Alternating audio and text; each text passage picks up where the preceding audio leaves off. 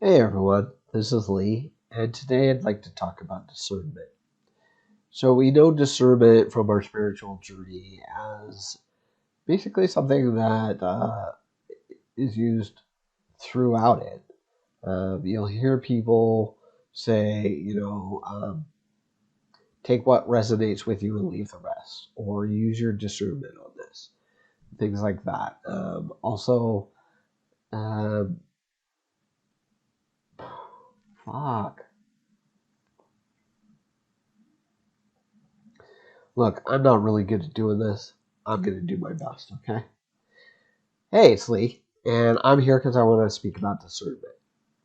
So, most of these videos are going to be a combination of things that can assist those people that have been on their journey for a while, and I know by the poll we have a lot of those, or things that for those people who have just woken up, they're just hearing about, and they want more experience with, or more information on.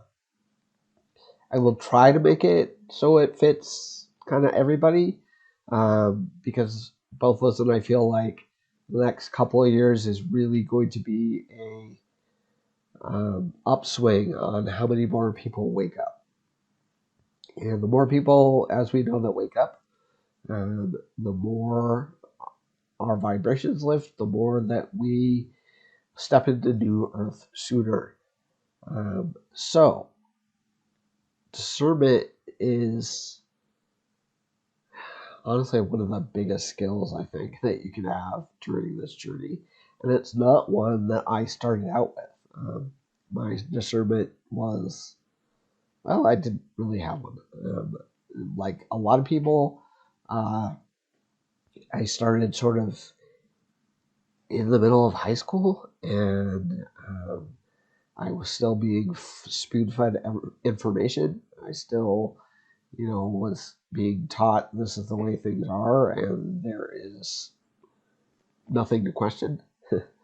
And so the biggest thing I have come out of my entire spiritual journey is always question things, but especially question yourself: do I believe this?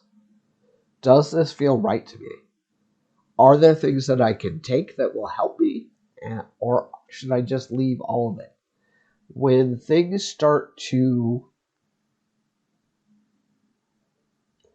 feel wrong, for me, that's the biggest indication that this is not right for me. When I start to question myself and who I am, um, more like who my human is, uh, that's an indication that I'm not on the right path. When I am really, really, really into listening and following certain people, um, and they're telling me things that I'm like, oh, cool, okay, I don't have to, whatever. Probably time to step back. There's a lot of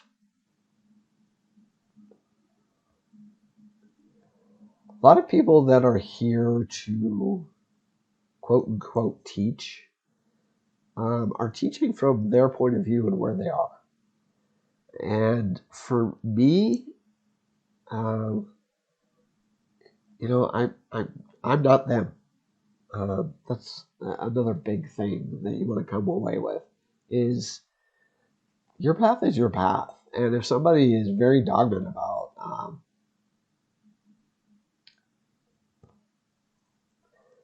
and if somebody is very adamant about, oh, well, no, you're in this place and you need this or you need that, that's just somebody trying to control. Whether they're doing it from a good place or not, more than likely, they are not really seeing you. And so you have to make those decisions. So that's where discernment comes in. And, one of the other big things before we get into this is if you go through everything and you feel like you've tested something out and you understand it and it's for you and you're on the right path. And then you go for a little while and all of a sudden, whatever that was starts collapsing. Don't beat yourself up. Don't berate yourself. One of the, I keep saying one of the biggest things, but there's so many biggest things. One of the things that I learned was things change quickly,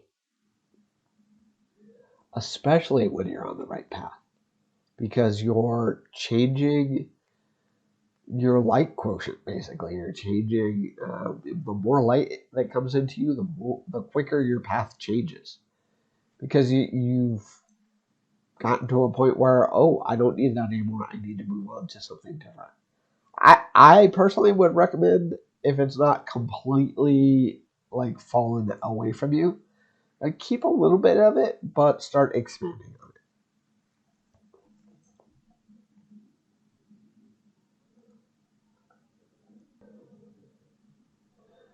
it. Okay, so that was a lot of things to be a number one, but we are going to jump back into discernment, and we're going to start with that. So just to let you know, this video is probably going to be a little bit drier than the next couple that I planned, only because this is basically like the meat of it. It's like being in a science class, and this is the stuff that you have to trudge through the book for. But after this, then we're going to move on to like the experimental parts, which generally are more fun. Should be more fun. I plan a meditation and a couple of games. They'll be in their own videos, and it will be about your discernment, but specifically more focused on intuition, as I feel like that part of that leads into discernment is something that could be honed, not only for discernment, but for other things on your journey. So I'm gonna go at it that way. Um, and yeah, let's just jump into it, okay?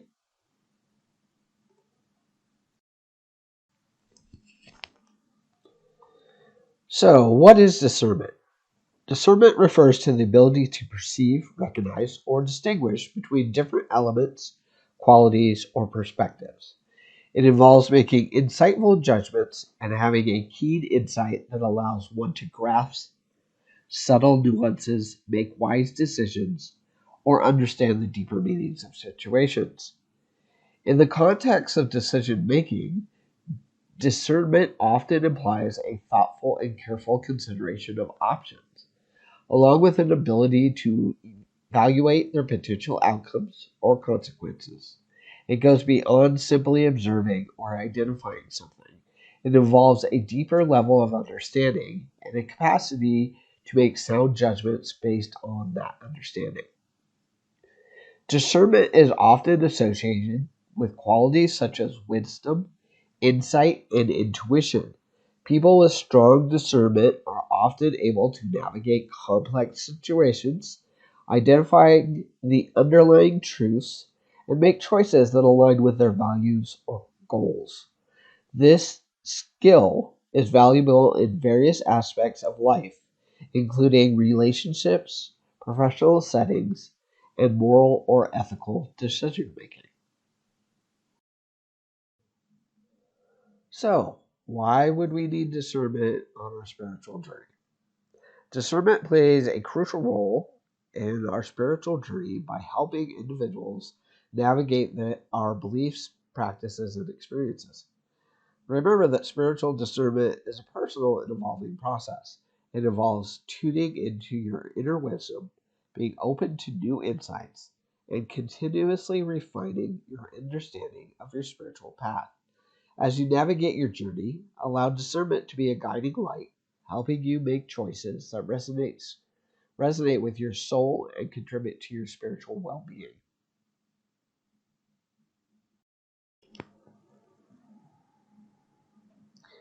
So how do we learn discernment?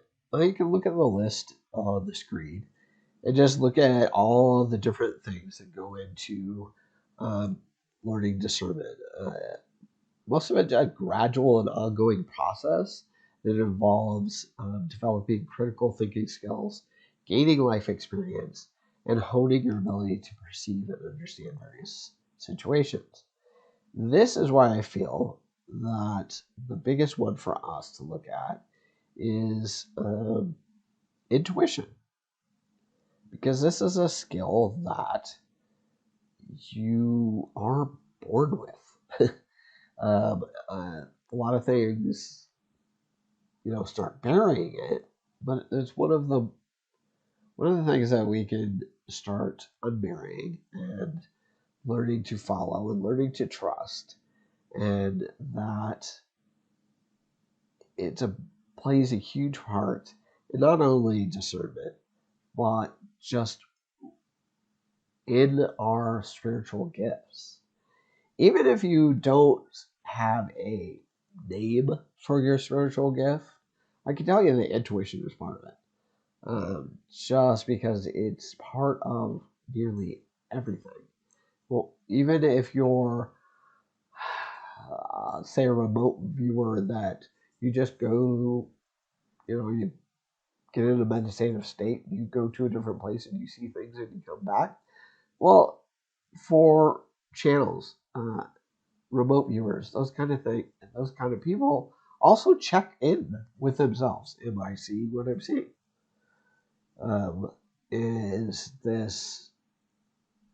Is what I'm seeing what I'm feeling as well, or is something playing tricks on me? Those kind of things. So, and the biggest thing is to learning to trust. That's why later on I'll have some games that we can do that help build your intuition and your trust in it. So moving on. What types of things cause us to not trust our discernment? This also would go into things that cause us to not trust our intuition. Lack of self-confidence, fear of making mistakes. I mean, those traditionally, that all falls under self-esteem. Things that most of us carry into this lifetime to get through, or to learn how to move through it. And you can see the rest of them on there. Basically, overcoming these types of challenges often involves a combination of self-awareness, self-compassion, and intentional efforts to build confidence and refine discernment skills.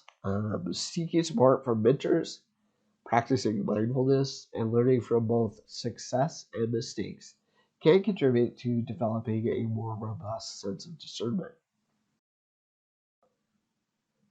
So, how can we learn to change these things? Well, let's start out going down the list. So, lack of self-confidence. We could do things like positive affirmations. I know people that put them all over their mirror in the bathroom. Um, uh, Putting it in their car if they drive a lot. Finding tapes, that kind of thing.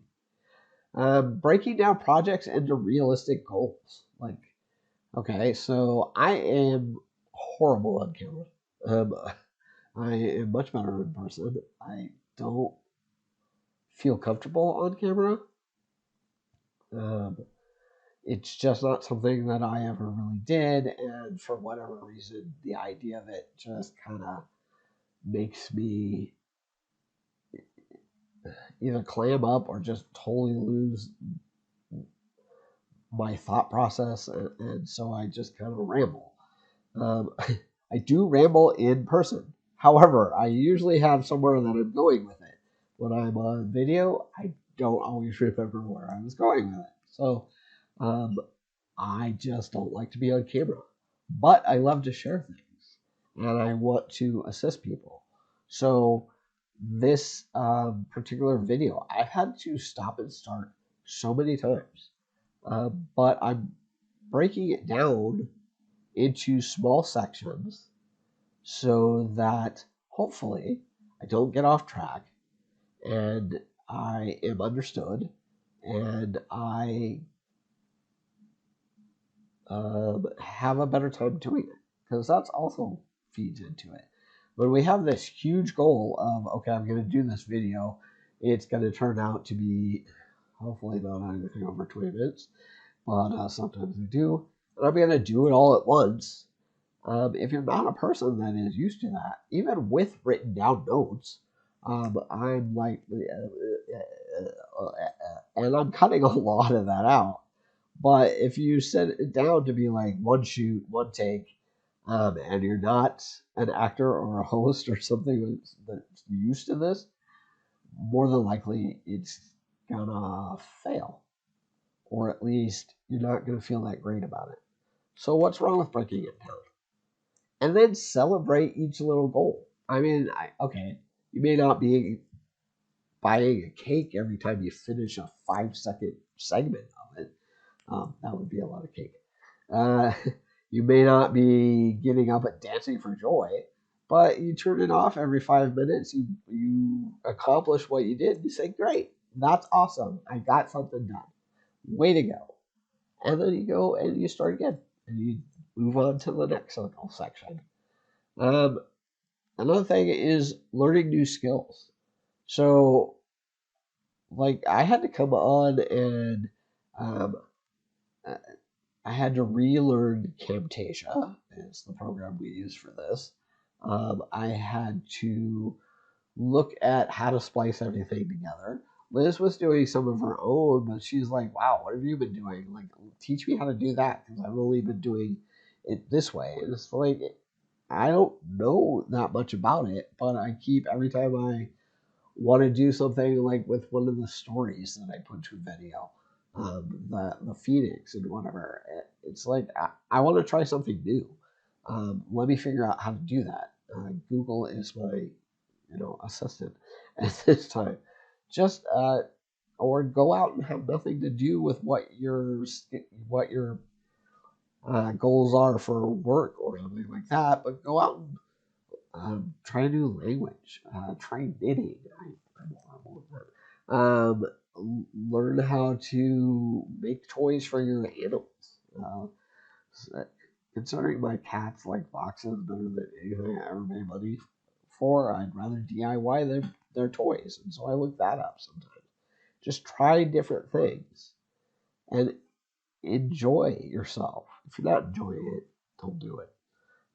But enjoy, have fun, and give yourself a pat on the back for even trying new things. A lot of people don't. Just do something and give yourself accolades for it, because you deserve it. Let's see. Fear of making mistakes. Yeah, I have that. One of the things you can do is shift your perspective on failures. So there is a saying that goes around that I have no idea if it's true or if it came from the people that it's supposed to have come from or anything. So if I'm misquoting or anything, I do apologize. But the way I learned this thing was that a certain tribe of indigenous people within the Americas make rugs. Let's say, I forget exactly how it went anyway, but let's say rugs. And every time they make one, there is something imperfect about it. And the way that they view it is that those things are not imperfect. Those things are what defines the rug as a part of your own gift. So all these rugs that got put, this is not part of it, but all those rugs that come out of machine shops that are just perfect, like, a lot of people pay a lot of money for that.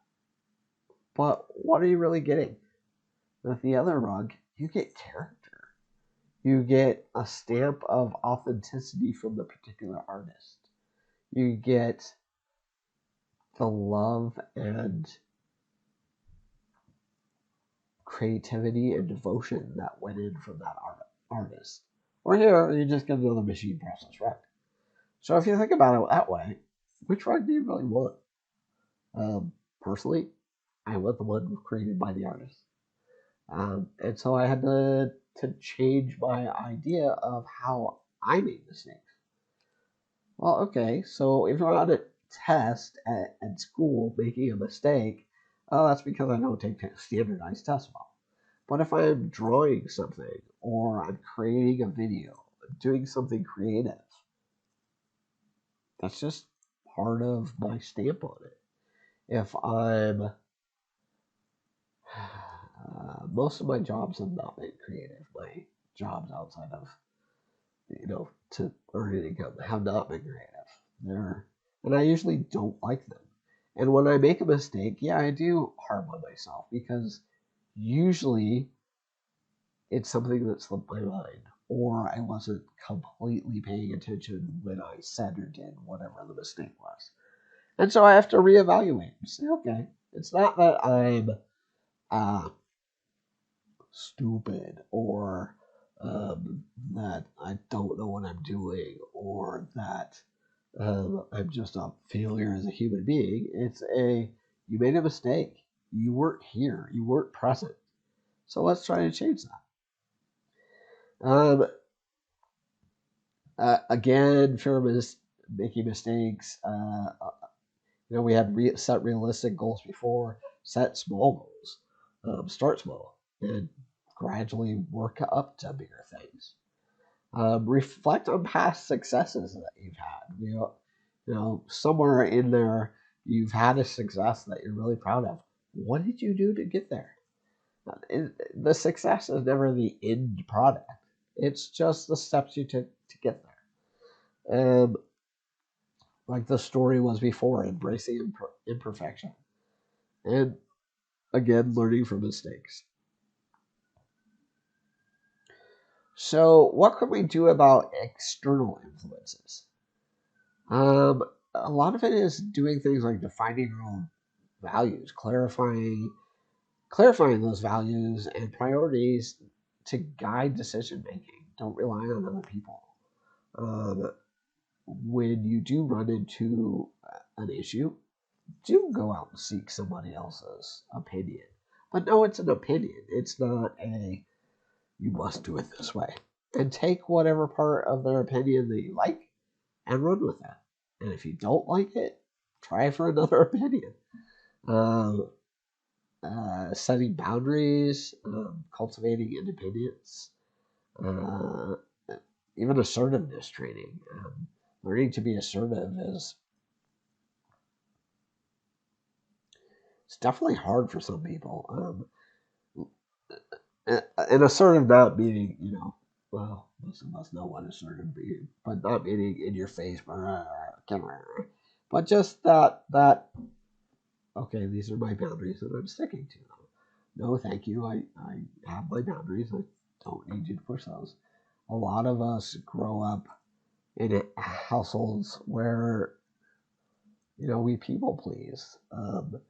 My wife is a big people pleaser, but she had experiences not only in childhood, but in her young 20s that she had to people please in order to stay alive in some situations. So it's not an easy thing to let go of. But if you're in the company of someone you trust, start trying it. And just build up on every success. Let's see. Over reliance to others' opinions. We kind of get that from some of the other stuff. Just, start trusting yourself. Seek feedback only when you really feel like you need it. And don't take everybody's feedback to heart. Just take what resonates and what doesn't, or what works and what doesn't. Lack of experience, yeah, that's just one of those things. And I would say also that while experience helps you with a lot of things, it doesn't necessarily, it's not a no be all. I've had plenty of, my kids, like they're in their 20s, but they have some good heads on their shoulders. They know a lot of what they want, what they don't want, and they may not have had the same experience that I have had, but we can definitely have conversations and be in the same place or even in different places, and they will have very good reasons why. Now, at times, can I see, oh, that might get them in trouble? Sure. But do you know how many times I had to get in trouble to learn my own way? Yeah, I give them what advice I can, but I don't look at it as, you're only 20, you don't know what you're doing. That's not fair. So don't look at yourself like that either. Okay, emotional influences, mindfulness practices. Meditation is a big thing. It does help with so many things. However, for a lot of us, the idea of sitting cross-legged, upright, uh, for hours upon hours just doesn't work. Um, so there are a lot of other ways to meditate, and I will probably end up doing one of these projects on that because a lot of times you don't see some of those other versions in the mainstream where it's harder to find. So just know that some of that is coming, but to keep trying because the biggest thing is it's a practice. It really is, and it's not a practice like I have a medical practice. We, it's a practice like I need to practice every freaking day to even from the beginning to even get 30 seconds of my my brain just shushing for a while. It was ridiculous, and I go up and down with how well. I could not use that language. That would be good. For how long I can do it. But like I said, just keep practicing, keep trying. Um, Emotional regulation. So you can look at a lot of things like emotional intelligence, that kind of thing. Finding a lot of information on attachments that helps with regulating your emotions. Doing a lot of self-analysis that also helps. Um, Journaling, that has never been something that I was good at or that I started very early on, and so every once in a while I try, but I know other people that do it and they have fantastic results. Um, uh, Talking to other people. I have a couple of, well, I have Liz. She and I bounce stuff off each other all the time. I have my wife. We bounce each other off. We bounce things off each other all the time. Just kind of how did this happen to me the other day? And I felt kind of like this. Does that make sense? Like, do you see any other places where I might have that same reaction, or just somebody just to listen to you and be like, that makes sense. Sometimes they don't see it or they don't experience the same way, but just to have a sounding board is good at times. Then we move over to inconsistent decision making. Um, Establishing decision making criteria. To find a set of criteria or principles to guide your decision making consistently. Reflect on values. Regularly assess decisions in the context of your values to ensure consistency over time. I would probably throw in here, be okay with your values changing.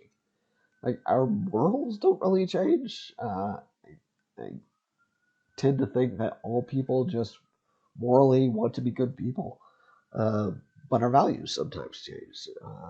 If you grew up in organized religion that thought one way about a group of people, a lot of times that changes as we grow, as we mature and learn new things and have experiences with other people. A lot of times those change, so those would be values changing. Um, then you can do things like create decision making rituals, develop a systematic approach or rituals for decision making to promote consistency. Learn from past decisions. We always want to do that. just basically analyzing past decisions to identify patterns and learn from both successful and unsuccessful outcomes. Seek feedback. Solicit feedback on your decision-making process to gain insights and refine your approach. I think one of the biggest things in this life that I have consistently had issues with is that things change, and they change over time, and nothing is set in stone, and nothing is ever right, because we change so much that our right one day is different the next. My mom was very black and white. Something was right or it was wrong, and I grew up with that notion, and now I'm having to look up and be like, okay, this is right for me right now. Very hard for me to do, but I'm learning, and it's through looking back and being okay with things change, and my decision making should be in line with whatever I feel is right at the time. Then we have external pressure. Clarify your priorities. Clarify and define your priorities and values to resist external pressures that may conflict with them. Practice assertiveness. Develop assertiveness skills to communicate your needs and boundaries effectively. Build a support system. Surround yourself with a supportive network of friends, family, or mentors who respect your values. One of the things I hear a lot from people on these journeys is my husband, my partner, my best friend, my sister, my mother, my aunt, cousin, whoever. They just don't have the same values, and I'm just leaving them behind, and I don't want to leave them behind. How are they going to move from 3D to 5D? They won't even listen to me. How do I do this? While it's not exactly an external pressure, it is something that's external that becomes a pressure that you put on yourself. One of the things you want to do before you ever educate others or anything like that is realize that not everybody has to do this, and we'll still get to the same place. I look at my wife, who is she's more Wiccan than spiritual. She and I do not believe in the same types of things. Well, we do to an extent, but we have differing opinions on like what happens afterwards, whether or not we signed up for the lessons we learned, kind of things like that. And while I could look at it like, oh my gosh, she doesn't know what to do, blah blah blah, and I look at that woman and she, she is the epitome of 5D most of the time. She loves unconditionally. Now, she doesn't always love herself unconditionally, and that's one of the sort of bigger things standing in her way than always being in 5D. But I'm not in 5D as much as she is. I go back and forth. So just because someone looks like they aren't on a path or whatever doesn't mean they're not. And just because they don't believe in the same things, like that wasn't a bunch of kids in the ball, that was an alien, or this person needs to win the election to blah blah blah. Like, first of all, I don't really believe in this has to happen, because we're not getting. It's going to happen whether or not. Not one person or thing is going to save us. We have to save ourselves. However, like I said, there are so many ways to get there that we can't judge another's path. There are plenty of people who were full on 3D, went to bed one night, woke up Eckhart Tolle. Eckhart Tolle did that. He went to bed totally drunk, woke up, knew a whole bunch of stuff. So you can't, don't either put pressure on other people or put pressure on yourself to try and change things. Don't let external things pressure you. It's all kind of connected. Just let things go. Let things unfold the way they should.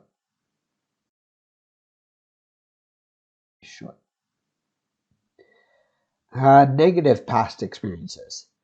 Cognitive restructuring. Challenge and reframe negative thoughts stemming from past experiences with positive and constructive perspectives. So a lot of that is basically dealing with your self-critic.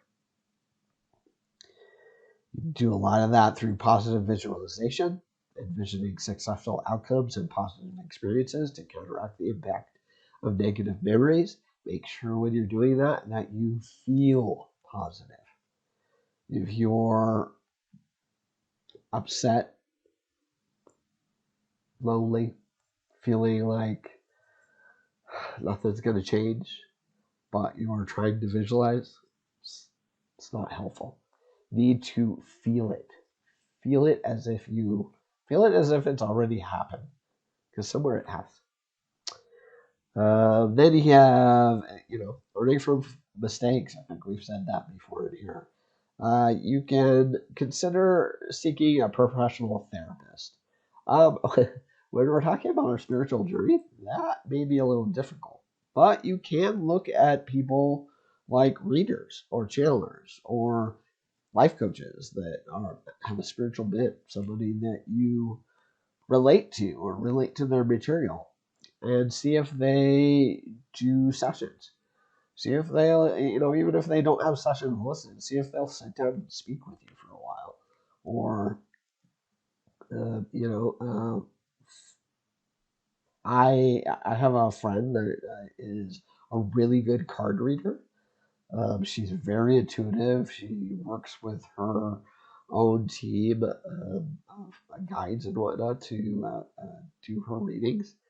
Every once in a while, whether I'm just doing it for fun, like in a birthday, or if I'm really like, okay, I feel stuck, I need some kind of help, I'll book a session with her and have her read my cards, and it just gives me the chance to speak with someone who understands a bit of whether our ideals align exactly or not.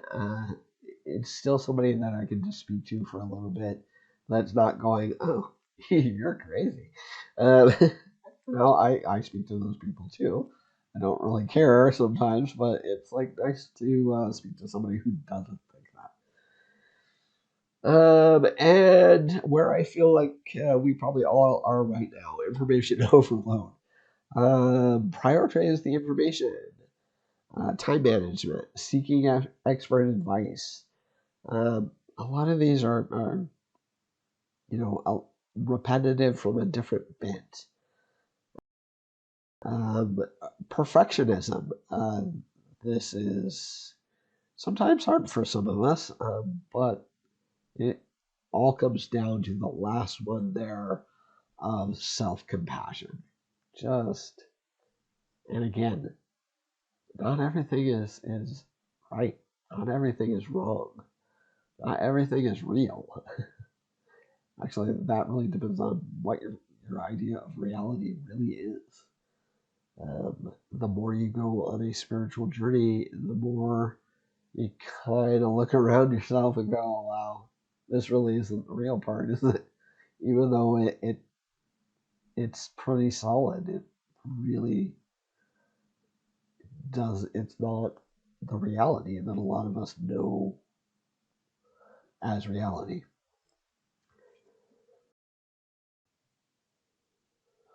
How to enhance your intuition. Developing intuition involves honing your ability to make quick, insightful decisions based on a combination of subconscious processes, experience, and pattern recognition. This is a gradual process and it requires practice, self reflection, and a willingness to trust your inner insights. And as you can see by the slide that is up on the screen right now, uh, a lot of these are things that we've already gone over. So I'm basically going to cut the video here. It went way over the time that I thought it was going to go. And we'll make sure that next time it doesn't go this long, because I really do think we hit information overload a little bit ago. So any of the videos that come out this month that start with the title of Wake Up Intuition will be actual exercises and games that I've done or other people have done to help hone that intuition, to help start trusting yourself and to actually have some fun doing it. So I hope you will join me on those. As always, if you have any questions or comments, you want to leave them down below, we do appreciate them. And hopefully you have not totally fallen asleep. And I will see you later. Take care. Bye-bye.